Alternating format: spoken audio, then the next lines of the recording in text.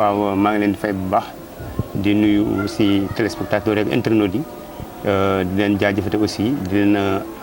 woo pour ñu suivre ñu ci entretien bi nga xamante ni ñu ngi koy am ni pour waxtaanee li nga xamante ni moo jëm ci suñu gox di commune de Djiddah Thiaroye Kaw. waaw lu jiitu d'abord ginnaaw bi ma nuyoo ñi nga xamante ni ñoo ñuy suivre di nuyu aussi tous mes camarades d'ici et d'ailleurs su ma nee d'ici mooy ñi nekk fii ci Djiddah Thiaroye Kaw ak ñi nekk aussi au-delà de la commune de Djiddah Thiaroye Kaw leen jaajëfate bu baax ensuite damay surtout di masawu ñi nga xamante ni mën naa ni ils ont été victimes ci inondation yi nga xamante ni dégg nañ ko ci banlieue bi leen masawu bu baax di ànd ak ñoom di partager seen peine bu loolu weesoo comme ni nga ko waxee par rapport ak li nga tuddee social bon ñun dañ ko tuddee suñu quotidien loolu dañuy jàpp ni ci monde bi ñu nekk nii par rapport ak situation économique bi nu mu demee yaakaar naa ni loolu c'est le minimum moo tax ñun ñu def ko sacerdoce tuddee wuñ ko social ñu def ko suñu quotidien mu nekk suñu menu bi nga xamante ni chaque jour moom la ñuy wéyee. waaw comme ni nga ko waxee effectivement nous sommes à quelques encablures des élections locales mu war a am buñ ci yàlla yóbboo te ñuy ñaan yàlla mu yóbbu ñu si jàmm au mois de janvier 2022. donc mën naa wax ni egsi na ba pare ndaxte li ñu doon wax ay at commencé di wax ay weer ba léegi dañuy wax ay 4-5 mois yaakaar naa ni egsi na bon nu ñu koy waajalee de la manière la plus naturelle lañ koy waajalee puisque étant membre de l'alliance républicaine damay wax ni dafa am li nga xamante ni ñun noonu la ñu yaree mooy ñu am suñu njiit muy le président Macky Sall mu yar ñu yaran bi nga xamante ni ala kulli al képp ki nga xamante ni rek moom ngay tiitaroo mënoo bàyyi li nga xamante ni mooy mën naa ni élégance républicaine lu mu recommandé mooy déglu sa njiit donc ñun ci loolu lañ nekk nii pour l'instant. waaw yaakaar naa ni bon kenn mënutul wax lu bees ci docteur Cheikh Dieng ndaxte il a été là pendant 1 mandat et demi yaakaar naa ni kooku tey bu fekkonte ni respecté na ñi nga xamante ni ñooy yeew ci commune Djiddah Thiaroye Kaw le meilleur service bi mu leen mën a rendre mooy mu wax ni du ma représenté wu ci élection yi di ñëw ndaxte yaakaar naa ni moom ci boppam su fekkente ni mi ngi déglu li nga xamante ni du ma wax sax mi ngi def li xew ci commune bi parce que xamu ko yow fii donc xamul li fi nekk mais au moins bu fekkente ni ñi ko jegee ñi ngi koy rapporté écho base bi yaakaar naa ni war na xam ni il a dessus ñi nga xamante ni mooy base bi amoon nañ ci ñoom yaakaar ndaxte man mii di wax nii mën naa wax ni bi ma xoolee cursusam ne woon naa peut-être il peut mieux faire que li fi jóge mais yaakaar naa ni à l'épreuve du terrain on s'est rendu compte que ni Cheikh Dieng cuune la ndaxte mënoo ñëw chaque fois di tympaniser nit ñi di wax man je suis un docteur en nangam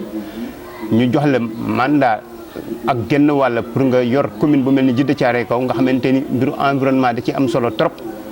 nga ñëw génne ñu résultat bi nga xamante ni piètre résultat bi nga xamante ni mooy résultat am donc tuddee résultat sax mais damay wax ne rek il a déçu la population de Djiddah Thiaroye Kaw il a déçu la banlieue ndaxte aussi suñu nee banlieue il faut ñu indi doole bi nga xamante ni commune de Djiddah Thiaroye Kaw am na ko ci. waaw peut-être que comme ni ma ko waxee sànq mën na am fekk loolu tamit moo juumloo population bi maanaam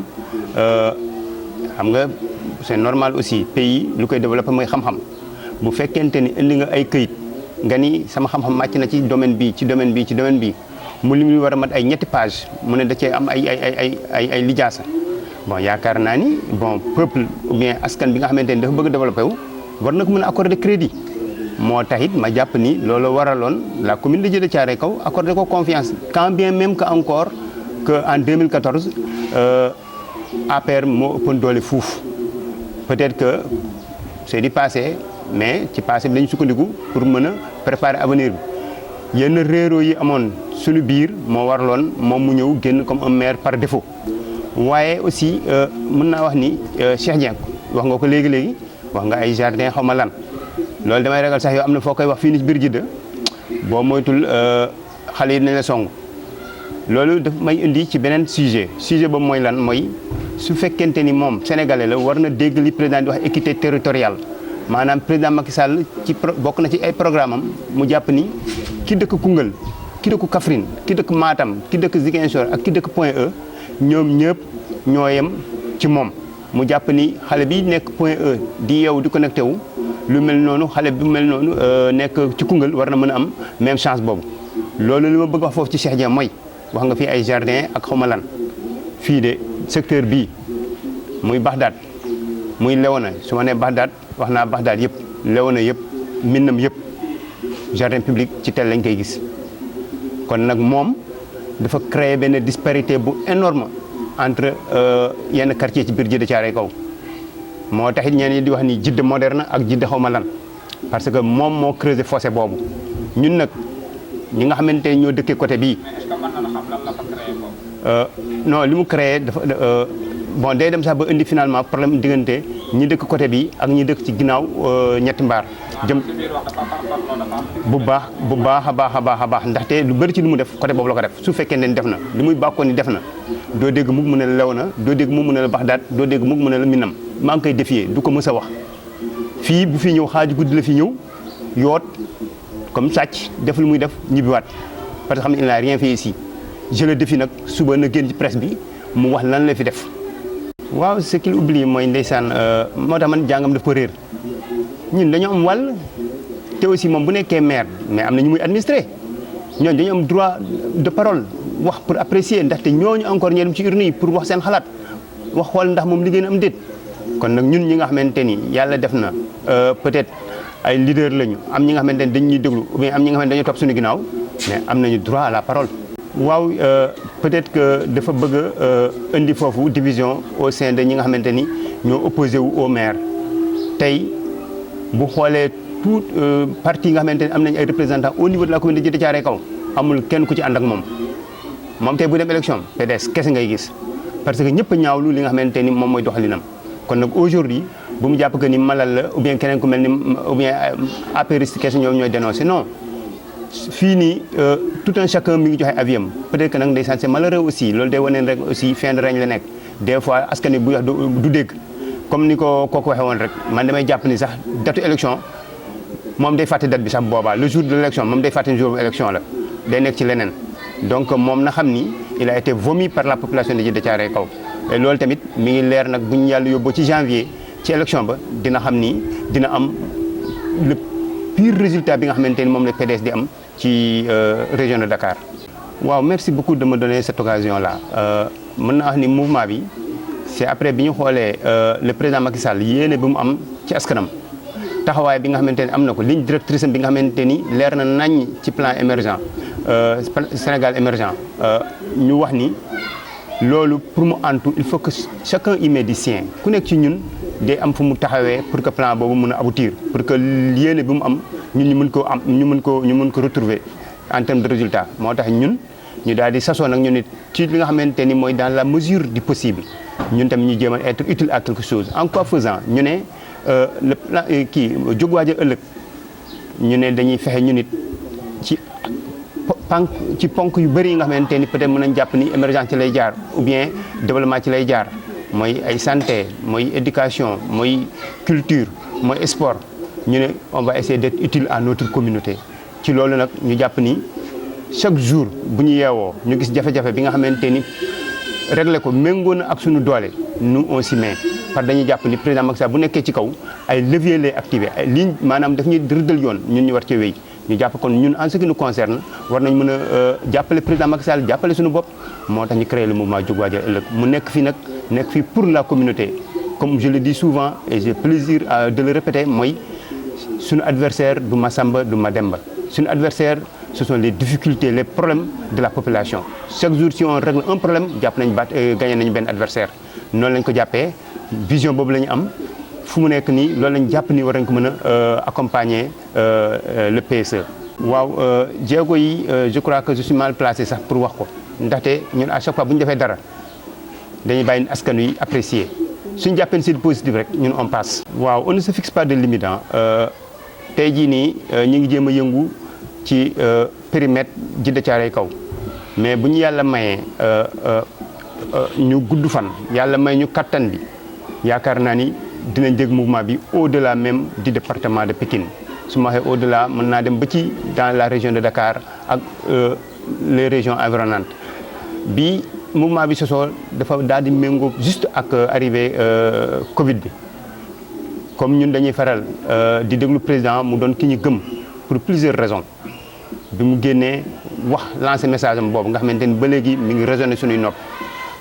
on s'est dit que président nee na lii de nekk yëfu benn nit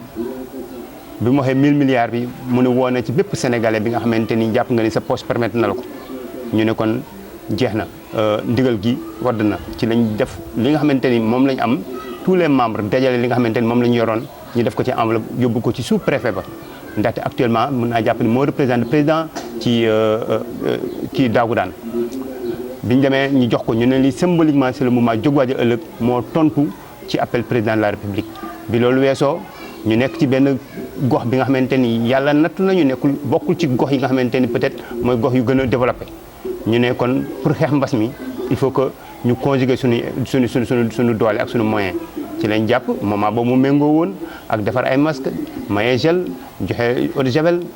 on s'y est mis vraiment on s'y est mis à part ça aussi bon bëgguma di ko lim aussi on a essayé ci li nga xamante mooy quartier yi ñu wër mooy quartier Léona yi Bagdad yi Minam yi wax dëgg yàlla intervenir nañ ci ay mosquées tantôt c'est pour compléter ay participer ci par exemple tabax ay morgue yeneen yi pour peut-être ay murs de clôture yeneen yi pour réhabilitation ñu accompagner ko aussi même ci école yi tamit mën naa wax ni à chaque fois que le maire s'est abonné absent on a essayé de jouer au sapeur pompier jéem a indi ñu nit ak suñu moyen jéem a wane ni ñii suñu doom lañu qu'il soit de Minam de Bagdad de Darou Khane ak Minam ak feneen jàpp nañu doomu Djiddah Thiaroye Kaw suñu doom la ñu daal ci def suñu moyen à part ça aussi bon on a essayé d'accompagner aussi les sportifs les lutteurs les musiciens parce que jàpp nañu aussi ci lañ bokk te aussi la culture dafa am aussi li nga xamante ni président Macky Sall da koy jox comme gëdd ci politique am ci loolu tamit mën naa ne en grosso modo de manière très ramassée on a essayé d'être utile à notre communauté. waaw souvent lu ma koy wax rek mooy tey jii nii pour que Sénégal mën a gis boppam ci li nga xamante ni li président Macky Sall posé comme acte il faut que ñu gagner toutes les élections comme on a eu à le faire bi ñu tàmbalee bi président Macky Sall toogee ci Doncass ba léegi mën naa wax ni ñun commune Djiddah Thiaroye Kaw ñoo am malchance peut-être perte 2014 mais sinon on a gagné toutes les élections ñu bëgg na pérenniser loolu ndaxte président Macky Sall mérité na loolu ci loolu ñu jàpp ni kon mouvement Jóg Waajal Ëllëg war na am taxawaay bu am solo par rapport ak mairie bi nga xamante ni moom lañ nar a song nii ci loolu on a commencé le travail à travers les inscriptions jàpp nañ ci lu ñu mën moo tax Djiddah Thiaroye Kaw à travers inscriptions yi encore mu jëlaat P comme nu mu jëlee woon P ci élections yi jàll ni à travers ces résultats donc loolu ñu jàpp ni ñun on s'est fondu dans le travail des apéristes au passage may nuyu nag ou bien may féliciter tous les responsables ou bien bokk apéristes yëpp ak coalition Benno Bokk Yaakaar ndaxte ñi ngi def liggéey bu am solo jamais je n'ai vu autant la coalition Benno Bokk Yaakaar soudé wu moo tax ma rafet njort ni même su fekkente ni mocc bi sax moo voté ji am naa yaakaar ne ni ñu nekkee benn ci jamono ñuy wax nii jàpp naa ni élection mënuñu te du Cheikh Dieng mii nga xamante ni ndeysaan chaque jour muy gis ay nit di jóge ci moom di dem kon nag war na xam ni moom il a fini président Macky Sall na xam ni il sera très bien représenté dans la commune de Djiddah Thiaroye Kaw ndaxte ay hommes de am valeur ñoo fi nekk man nag li nit ñi gis man contraire laa gis maanaam nit ñi dañuy tiit man mën naa ni daf may procurer maanaam njort bu rafet ndaxte damay wax ni bëgg defar gox et aussi politique ambition la fu mu doon grave mooy ñu ne kenn bëggul diriger ñu ne kon ñii il manque d'ambition ñii bëgguñu seen gox wax ni bëgg naa n'a jamais été un délit moo taxit ku yaakaar ni am nga xam-xam am nga compétence l'expertise requise pour diriger la mairie yaakaar ne il n'était pas interdit nga yëkkati sa loxo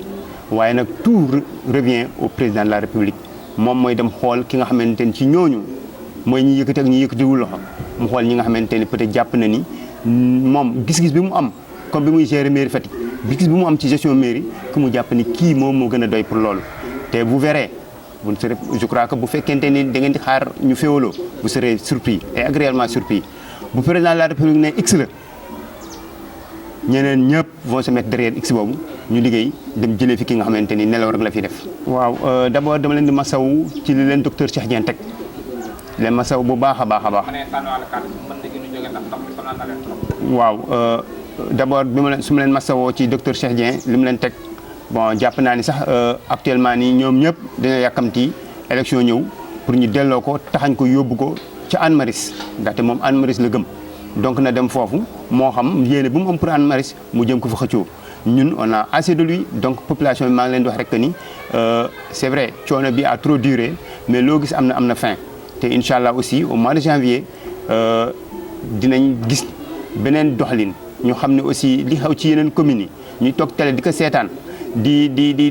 leen ñee nañ xam ne bientôt ce sera leur tour ils seront bien servis et très bien servis même par APRIS ou bien waa benn bokk yaakaar yi nga xamante ñoo nar a jël mairie bi sinon aussi ci mbënd bi comme tout le temps rek ndeysaan à chaque fois bu tawee tu ne peux pas ne pas penser à certains ndaxte am na ñi nga xamante ni bu tawee guddi duñ ne la ba bët set donc loolu tamit nekk na li nga xamante ni lu neexul la mais li nga xamante ni mairie mën na ci jàpp ñi ngi wax Cheikh Dieng na ci def kéemtulaay kàttanam il a des limites on sait que waxuma sax limite en termes de kii nii mais en termes de vision il est limité mais au-delà même de loolu tamit bu fekkente ne am na ay jumtukaay am na assistance bi nga xamante ne mooy l'assistance première bi nga xamante ne moo ko war en tant que maire loolu bu fekkente ni defu ko président de la République à travers sa vision gis ngeen li nga xamante ni tàmbali na ko ci Kër Massar fépp fi nga xamante ni mbënn mi sonal na leen ñu ngi ciy xalaat ay experts ñu ngi ci kii pas plus tard que yàggul sax semaine bi passé gis nañ fi DG ONAS mu ñëw côté Mesere ñëw xool yaakaar naa ni ñëw boobu am na lu muy firi pour wane que ni désormais rien ne sera plus comme avant et que président Macky Sall dina gën a am encore